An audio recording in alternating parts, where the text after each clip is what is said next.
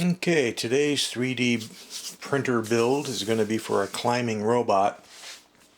It's a string climber, which is based off of the 1895 climbing monkey toy by Lehmann toys in Germany. They originally called it Tom, so I guess I'll call this robot Tom. And not only are we going to talk about the build and doing it as a robot or spaceships or UFOs, but also we're going to talk about different string types. Right? For example, the one on this robot is a much heavier string than this red one. So I only put half as much string on the pulleys in there than I can on this one. But we'll get into that. So basically, as you pull it, the arms and legs move and gears on the side of the robot turn, and he climbs up the string as you pull down. And this one in yellow was the prototype one, and it has a much thinner thread,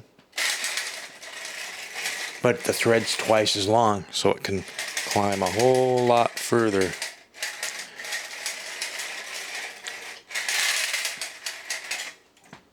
And you can also do, let's see, not sure about the best way to do this. Maybe we'll just turn the camera a little bit. Here's a UFO one. And again, it has the thicker string, so the amount of movement on is less. I have one with the thinner string, which has twice as much movement. And over here we have a rocket ship one. Let's replace the robot with the rocket ship. Again, because it has the red string, you can have twice the movement. So the UFO and the rocket ship would be the very easiest to build, because there's just two parts, be a top and a bottom. You put the string climbing mechanism inside, and to build that you just need a printer, some glue, and a thread. And the thinner thread seems to work a whole lot better. And what else? Here's the UFO one with a thinner thread. Yeah, this is a nylon thread. You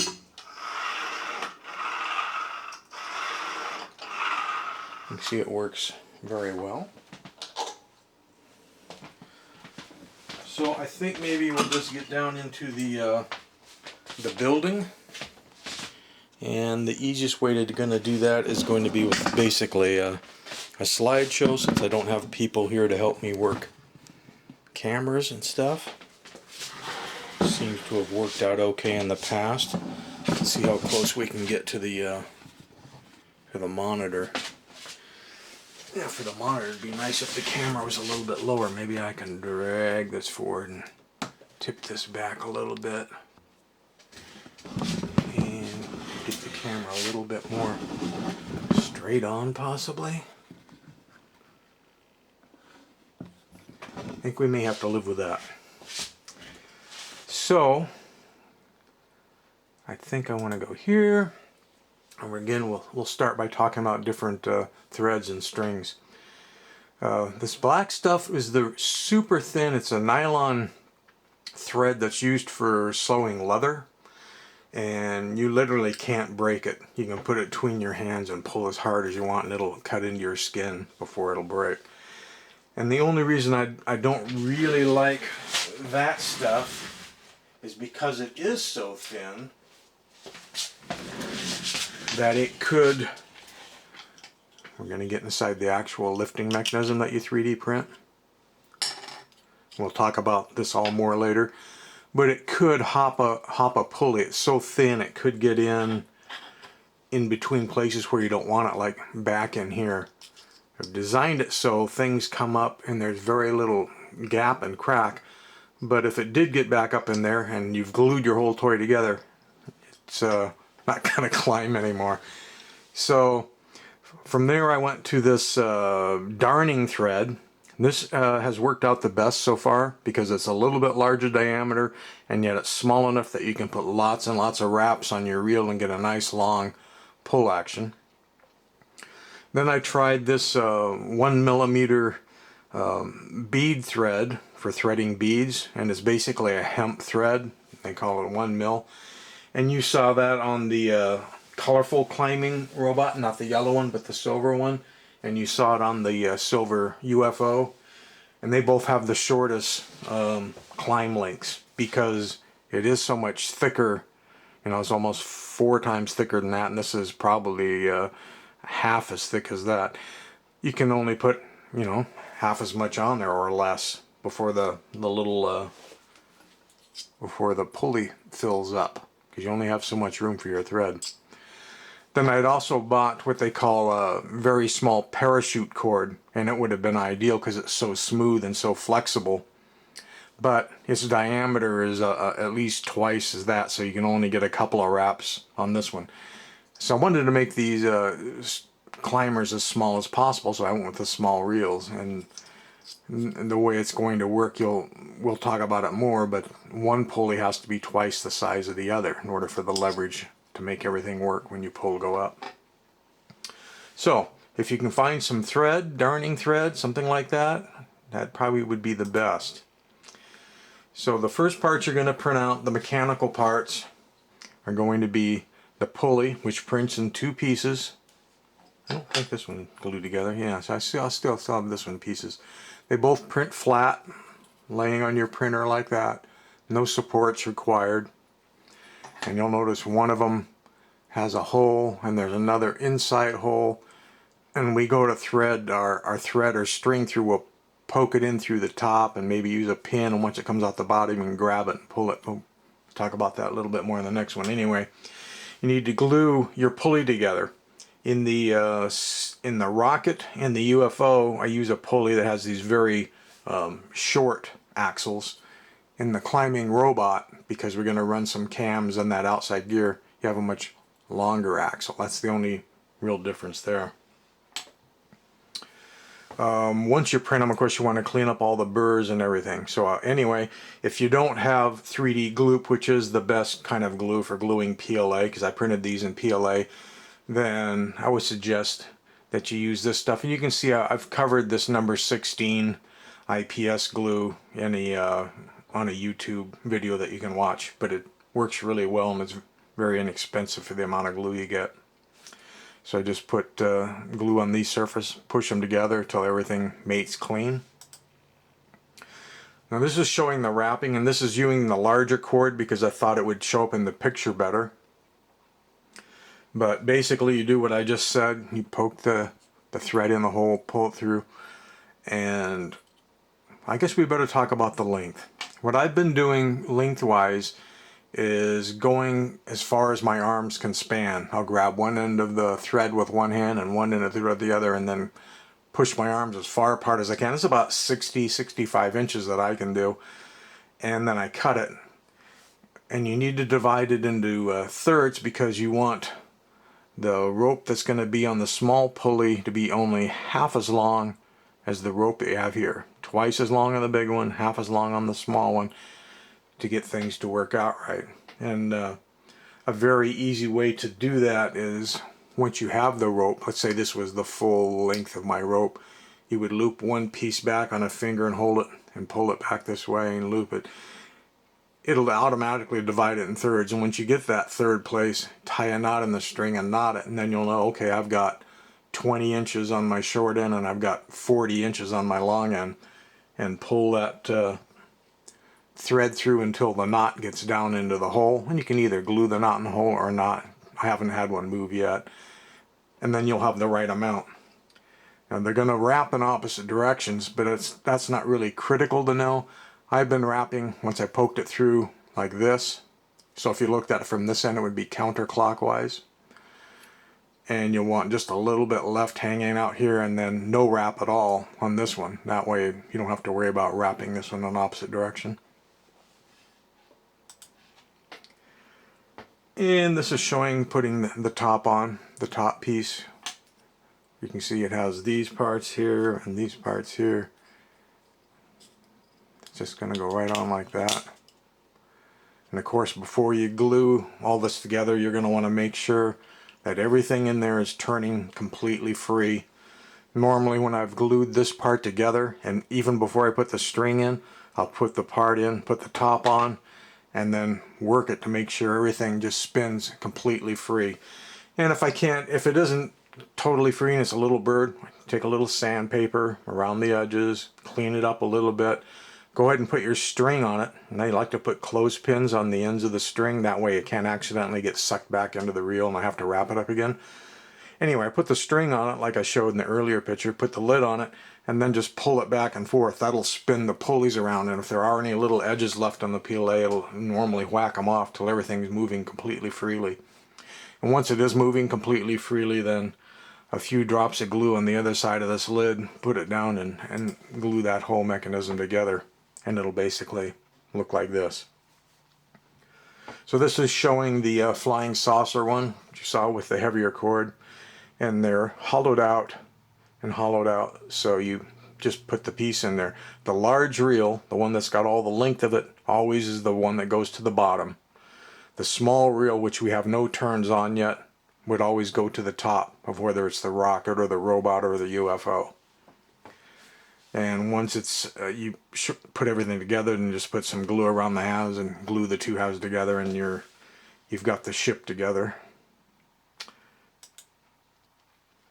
And this is showing the mechanism, this yellow one basically, that's going to go inside the robot project. Followed the same steps, put it together, wrapped it. Again, this one had the white cord because I thought it would photograph better.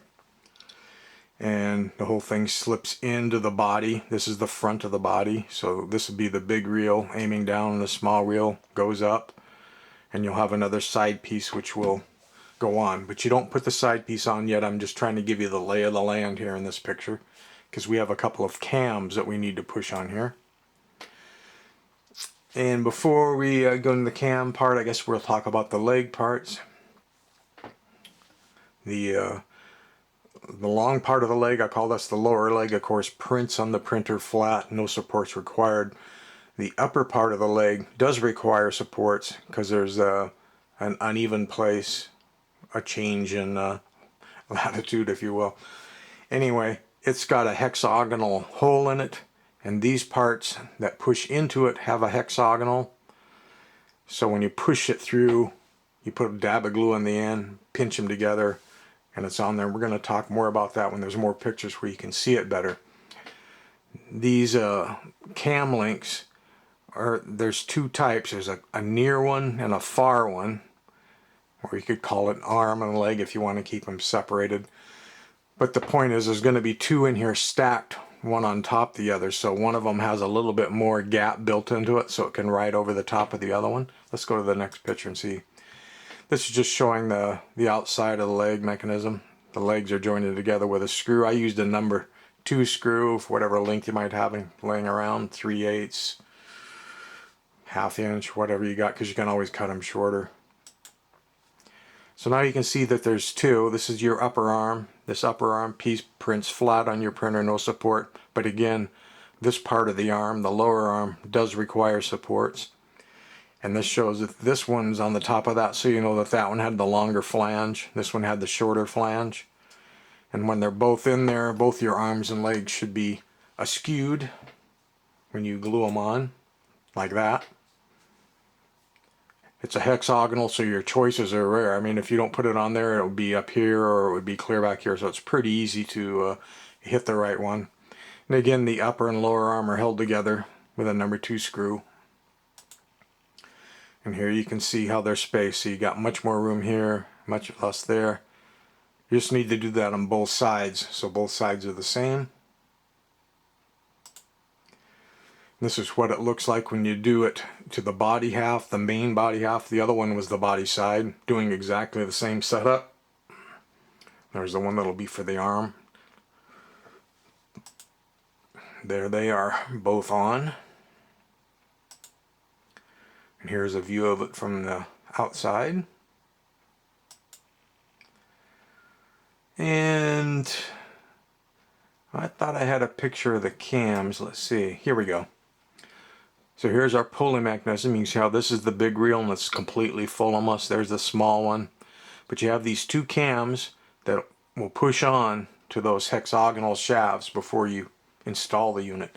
and they push in all the way. They can't push too far. There's a ridge that will stop them, but they need to go on all the way. And they both need to be facing the same. It's not like one of my other walking toys where if one cam's facing this way, the other one faces that way, you know, 180.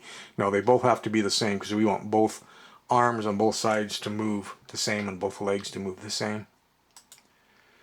So there's a picture of how those look. And this stuff down here, when I go to actually put it in, you'll kind of line those two up.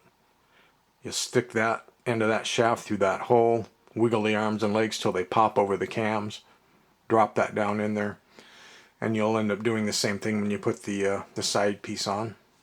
Again, you can see how I like to use a clothespin just to make sure while I'm fooling around pulling strings to make sure things are working right, it doesn't get away from me. In this picture you can also see that I have glued the head on. The head does just glue on, it's no big deal. Use your IP16 or your Goop 3D and just glue that head on up there, which I think I was alluding to back, yeah, back right about there. I was showing there's a hole that's going to go on. Just put glue on the undersides of all those and pop it down on there.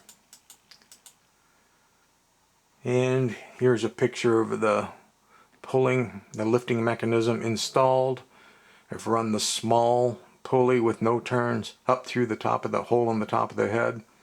The head, by the way, prints flat, but you do have to use supports. And since I use the Persa slicer, I use the enforce support where you can put blocks to tell it to put supports.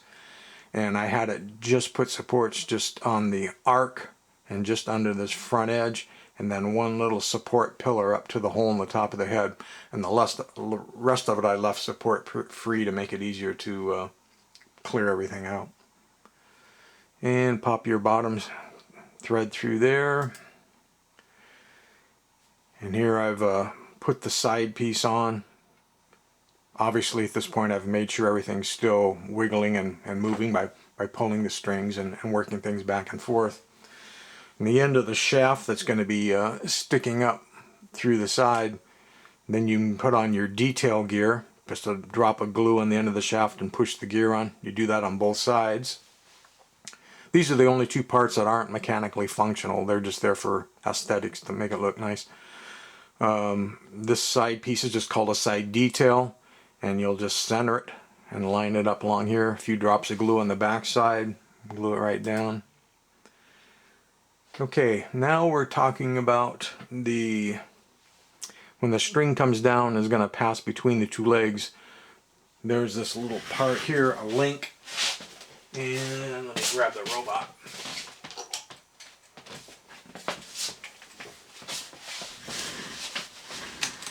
So here we've got the robot, and here's the link.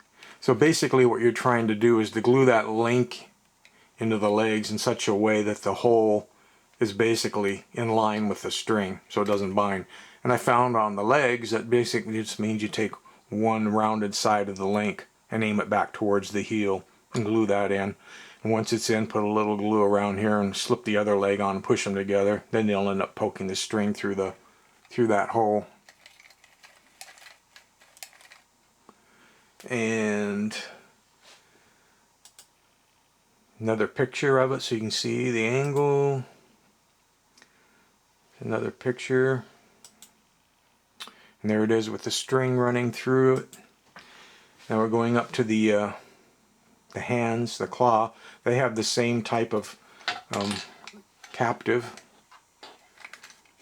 The angle for that one is more, the rounded part is more aimed like right to the back of this claw part here.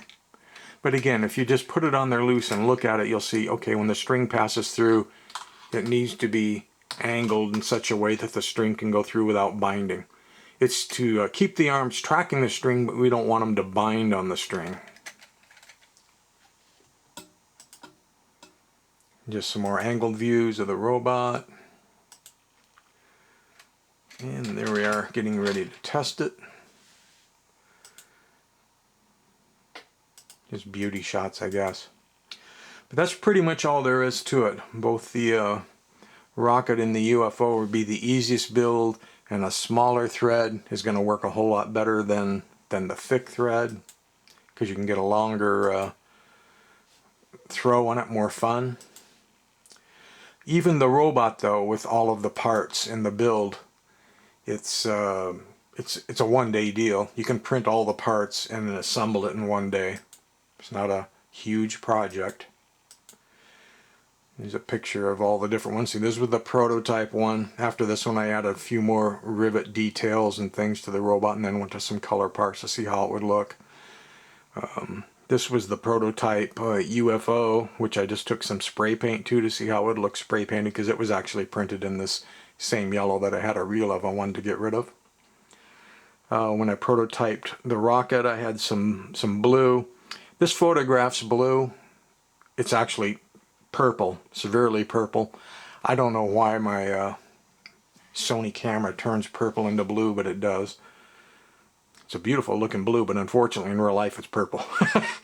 The silvers turned out looking really nice, and I think that's just about it. We're getting to the two bots. So what I'm going to do is put the files up on Thingiverse, if Thingiverse is cooperating. Sometimes it isn't, as we all know. And I'm also going to put build pictures and more information and the files up on my favorite website, Alphadrome, and it's in their 3D print section. And be looking for the name of Tom the Climbing Robot. And again, this is based on a toy that was made by Lehmann toys in Germany back in 1895, and they made it clear up until the 1930s. And after that, almost every toy manufacturer from the 30s up to present day has made a version of the climbing monkey through different names. Like in America, Jocko and Jojo were two common names for the climbing robot. But a lot of times it would just be, climbing monkey. A lot of times it would just be called the climbing monkey. But very old, very popular toy, and I thought it was about time we turned it into a robot project and turned it into a 3D printed robot project. So do it. Enjoy it. Thank you.